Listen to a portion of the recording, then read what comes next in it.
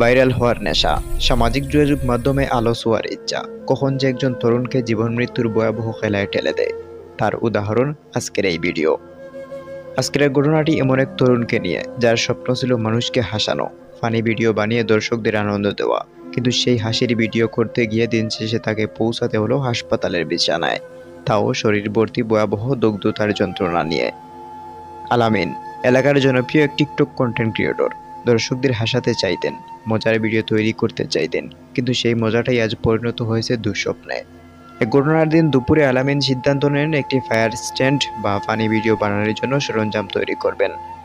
গ্রামের পাশে থাকা একটি পুকুরে তিনি ঢালেন অনেকগুলো পেট্রোল। পুরো পুকুরের উপর ভেসে থাকে এই দাহ্য পদার্থ। তারপর বাঁশ দিয়ে তৈরি করেন লম্বা একটি সাঁকো। সেই সাঁকোর উপরে দাঁড়িয়ে ক্যামেরা অন করে তিনি অপেক্ষা করেন মুহূর্তটির জন্য, যে মুহূর্তে আগুন জ্বালানো হবে নিচের পানিতে, আর তিনি দাঁড়িয়ে থাকবেন নাটকীয় দৃশ্যের মাঝখানে। কিন্তু প্রকৃতি কখনো ভুল করে না, ভুল করে মানুষ। যে আগুনকে নিয়ন্ত্রণ করার কথা ভেবেছিলেন আলামিন, সেই আগুনই সেকেন্ডের মধ্যে ছড়িয়ে পড়ে চারদিকে। আগুনের শিখা এত দ্রুত উপরে আসে যে আলামিন পালানোর সুযোগই ছিল না। তৎক্ষণাৎ আগুন লেগে যায় সাঁকোতে এবং তার পরনে থাকা পোশাকে। চোখের পলকে আগুন তাকে ঘিরে ধরে, চিৎকারে ভরে ওঠে চারপাশ। মানুষ ছুটে আসে, কিন্তু আগুনের তাপে কেউ খুব কাছে যেতে পারছিল না। আলামিন নিজেও আতঙ্কে সাঁকো থেকে লাফ দেন, কিন্তু ততক্ষণে শরীরের গুরুত্বপূর্ণ অংশগুলো পুড়ে গিয়েছিল।